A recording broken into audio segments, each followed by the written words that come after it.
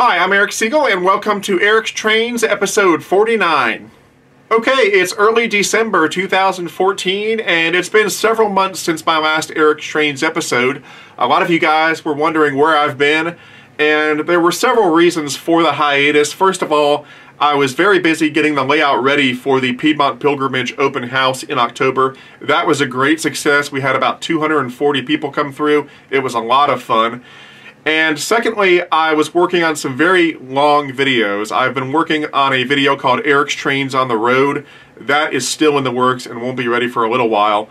And I was also very busy working on the Lionel Southern Pacific Cab Forward review. That's done and it's up on YouTube right now. It took a long time to edit that because I filmed it on Jim McIntosh's layout instead of mine, and so I had to do a lot of overdubs to get the review done. And then also I was facing some technical issues. My computer in early November decided that it didn't want to render video anymore, and so I ended up having to buy a new computer. That computer arrived in late November, and so I'm now back in production making videos, and so here we are. Now, there's been a lot of progress on the layout over the last few months, but I'm not going to show you that today. That's going to wait for the episode 50 celebration, where I'm going to do sort of a tour of the layout and show you everything. For today, we're going to be doing a scenery tutorial, so let's get started. Okay, so today we're going to talk about water on a layout. And I'm not talking about real water, of course. I'm talking about fake water. There have been some people to use real water on their layouts, but I'm not one of them, and I wouldn't recommend doing it because working with real water is a tremendous pain. So I'm talking about fake water that simulates the look of water. So what I'm doing right now is putting some water in this creek, and today I'm going to let you follow along as I add another layer of water to this creek.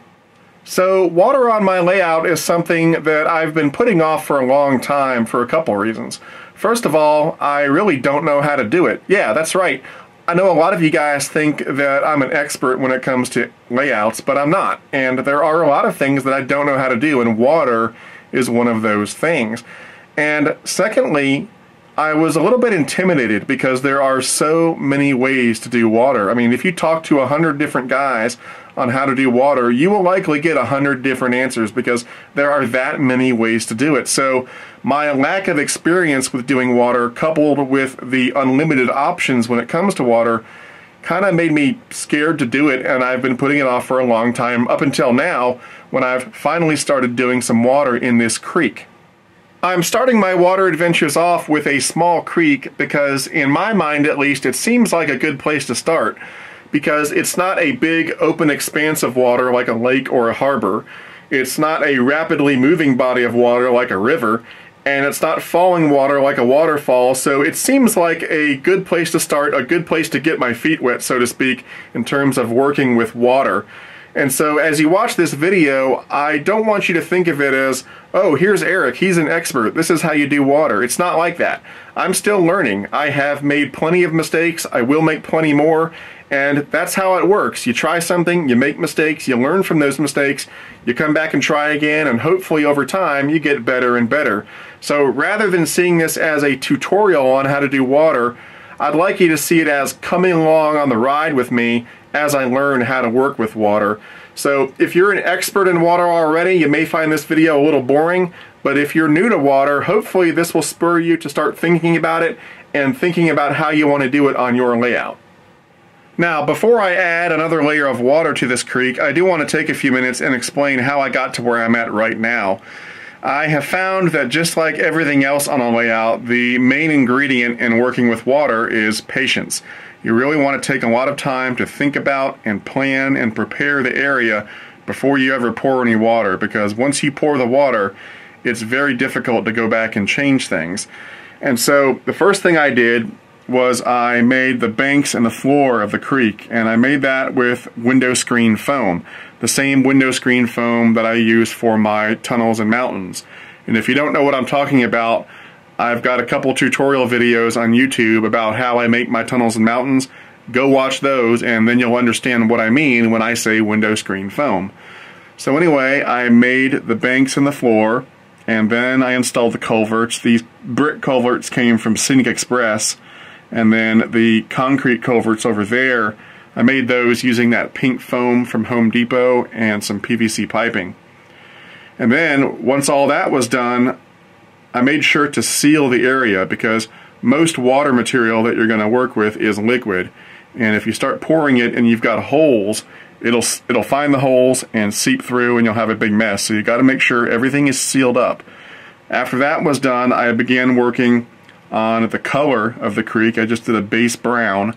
And then I started working on the bed of the creek. I put down sand and pebbles and then some big rocks here and there. I glued all of that down. And then I glued down logs and branches. And then I started putting down some garbage. I've got a bunch of tires right here. And then there's a shopping cart. The shopping cart goes back to when I was a kid. I used to love playing in creeks when I was a kid. And there's a big creek that runs through northeast Atlanta called Peachtree Creek. And we used to play in there all the time. It's a really polluted creek. It probably wasn't the best idea in retrospect. I'll probably end up with some weird disease when I'm older because of it. But at the time we didn't care and we played in the creek all the time. But it was a very dirty creek, lots of garbage. There were always tires and shopping carts in it. And I remember thinking, how did those shopping carts get back here? But sure enough, they were all over the place. And so for that reason, paying homage to my youth, I've got a shopping cart in my creek. And then I started putting in some long grass coming out from between these tires just to give it a look of overgrowth. This is Woodland Scenics field grass, I think it's called. And then when we get over here, it's the same thing, but I added some different garbage. I did some railroad type garbage. So there are some railroad ties over there, some rails, and even a wheel set sitting in the water. I weathered the rails and the wheel set, and I'll finish the weathering once I get all the water in place. And I've also got a retaining wall that I added because the wall of the creek was very steep right there, and I figured, well, the railroad probably wouldn't want their engines and so forth washing into the creek, so they would build a retaining wall. So there it is. And I built it myself out of some wood strips. I put some gravel behind it and at the bottom, and then I painted it and weathered it and put some overgrowth on it to make it look a little aged. And there you have it. And so once I was finally happy with all the stuff that I put in the creek and I had it all glued in place, then I started worrying about pouring water into the creek, which is where I'm at now. Right now I've got about a 1/4 inch of water on either side of the creek here, and I want to get it up to about a 1/2 inch. So the material that I'm using to put water into my creek is this stuff right here. It's called Realistic Water, and it's made by our good friends over at Woodland Scenics. Most of you guys have probably seen this stuff before. It is readily available at hobby shops as well as online. And even though there are lots of other materials out there that you can use to simulate water on a layout, since I'm new to this, I've decided to start with this material because it's off the shelf, it's easy to find, it's easy to use, and it's got a good reputation. So I don't want you to think that I'm using this because I think it's the best stuff in the world or it's the only stuff to use. Like I said, there are tons of different ways to do water, and this is just one of them. And I have no doubt that as my skills increase over time, I will experiment with and use different materials. And that's especially true for the waterfall that's going to be back in the Carolina room, because I'm not sure this stuff is the best stuff to use for waterfalls. So when I get there, I'll have to experiment with some other materials. So this is just what I'm using right now. It's not the only stuff out there, and I would encourage you to experiment with all sorts of materials when it comes to putting water on your layout. I have heard a couple criticisms about this Realistic Water material from other model railroaders. And while I consider those criticisms minor, I do want to take a couple minutes to go over them. The first criticism is that it's expensive, and yes, it is a little pricey. A 1-pint bottle, like you see here, will run you about $24, so it's not the cheapest stuff on earth, but you do get a good bit of coverage out of one bottle. What you're seeing here right now, both sides of the creek here, which are about a 1/4 inch deep, that represents about 3/4 of one of these bottles. So to do my entire creek, which I want to be about a 1/2 inch deep, and the creek consists of these two sections plus a third section that you can't see right now, it's probably going to use up about 3 or 4 bottles, so $75 to $100. Again, not super cheap, but when you consider how expensive this hobby is in general, it's really not that bad. I mean, I've got some high-end trees on my layout that are $20 or $30 a piece for one tree. So $24 for a pint of fake water. Again, it's not super cheap, but I really don't think it's that bad. But I do realize that there are people on tight budgets, and so again, I would encourage you to experiment with other materials because there are other more affordable materials you can use. I'm not going to discuss those materials in this video today because it would take up too much time, but if you want to know about them, I would recommend that you go to the OGR forum and post your questions there, and you will undoubtedly get a slew of responses from the forum members because, like I said, there are tons of different ways to do water on a layout. But right now, today, this is what we're going to use. And again, like I said before, that may change over time. I will experiment with other materials, but for right now, this is what we're going to use. The other criticism that I've heard about this stuff is that it takes a long time to dry. But after using this stuff for a few weeks, I'm inclined to think that most of the people making that complaint probably didn't follow the directions on the bottle, because the directions tell you that you have to pour it in thin layers. You can't just pour it all at once. So I want this creek to be a ½ inch deep. If I was to pour a ½ inch of this stuff in the creek all at once, it would probably take 3 or 4 weeks for it to completely dry, because that's not how it's intended to be used. The directions on the bottle tell you to pour it in layers that are 1/8 of an inch thick, and then let each layer dry completely before applying the next layer. Now, as for me, I've erred on the side of caution, and I've cut that number in half, so I'm pouring my creek in layers that are 1/16 of an inch thick. And so for those 1/16 inch layers, on my layout, it takes about 1 to 2 days for that layer to dry completely crystal clear. Now, that dry time will vary depending on temperature and humidity factors, but here in Georgia at my house, it takes about 1 to 2 days. And it is very important that you let each layer dry completely before you apply the next layer. So once again, the magic word here is patience. So anyway, we're going to go ahead and crack the bottle open and pour out another layer into the creek. So pouring the water is a 3-step process. The first step is to do a general pour into the relatively open spaces of the creek. After that, the second step will be to come through with a disposable plastic pipette and apply the water into the little nooks and crannies, like around the logs, around the rocks, around the shopping cart, in between the tires and stuff like that. And then the final step will be to come through and remove any air bubbles that might be in the water, as well as any floating debris that may have gotten in there by accident. Okay, so for step 1, I've poured some of the realistic water material into this little plastic cup, and I'm just going to come through here and start pouring it into the open areas. I don't want to get too precise with it, and just nice and easy like that.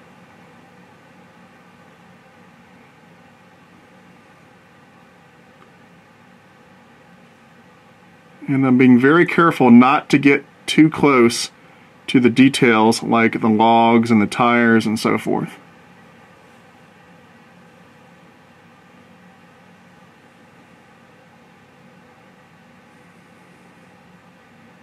Like that. Okay, now for step 2, I'm going to take a little disposable plastic pipette. You can buy these at hobby shops. I get these at Hobbytown. They're 10 cents a piece. I cut off the end a little bit to make it a little more open at the end. And I'm going to suck up some of this water material. And now, very carefully, I'm going to apply it in the little nooks and crannies, like behind this log, between these tires, in the tires, like that. Just drop by drop, around the shopping cart, behind the shopping cart, down in that tire. Make sure it's all around this log over here. It is. That's looking pretty good. Okay, the final step is to work out any air bubbles and remove any floating debris. I actually got pretty lucky this time. I don't see a whole lot of bubbles, Sometimes you'll have a lot of bubbles, sometimes you'll have hardly any at all. A tip to avoid having a lot of bubbles is to make sure that you don't shake up the bottle of the water material. You want to have it nice and calm so there's not a lot of air bubbles when you pour it. But it's looking pretty good, and I don't see any floating debris either, so we're in pretty good shape. Alright, we are done with this side, so I'm going to leave it alone for the next 24 to 48 hours. And as it dries, it will go from this sort of cloudy white color that you see here to a crystal clear dry solid. Now, just so you know, that big white spot there is not in the water. That's just a reflection from the overhead lights, you see? So don't worry about that. So now we're going to move to the other side of the creek and do exactly the same thing.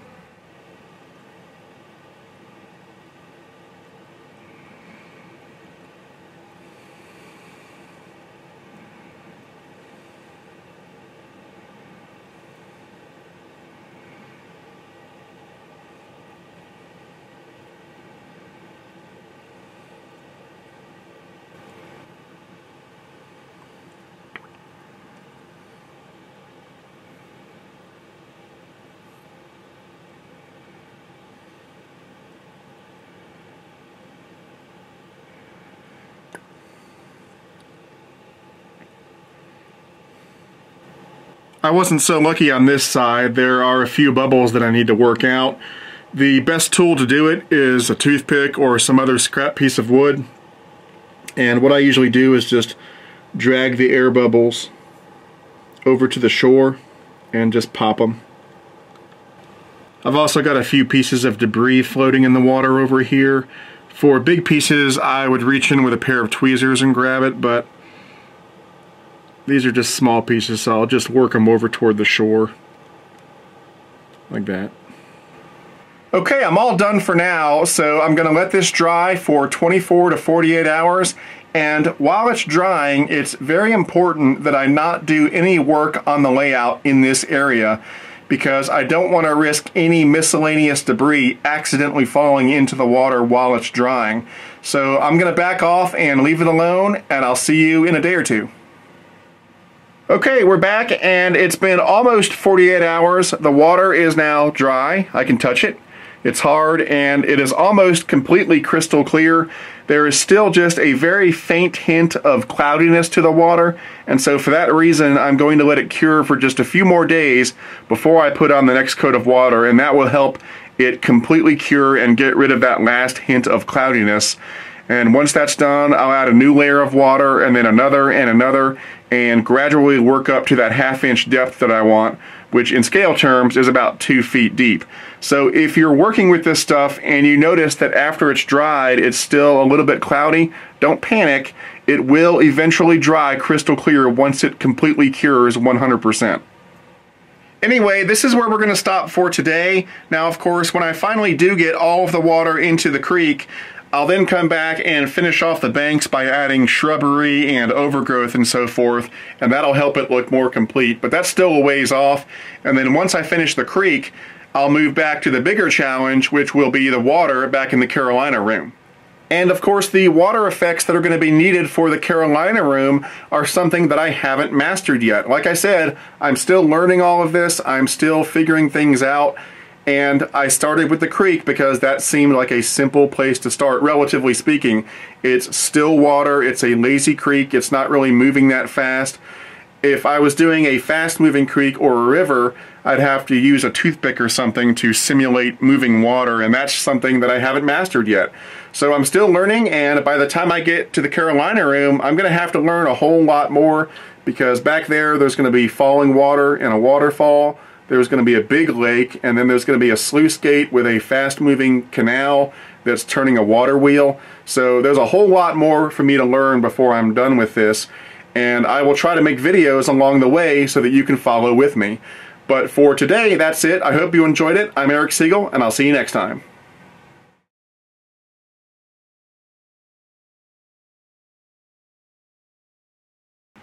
So the material that I'm using to put water into my creek is this stuff right here. It's called Realistic Water. It's made by our good friends over at Woodland Scenics. And I forgot what I was going to say.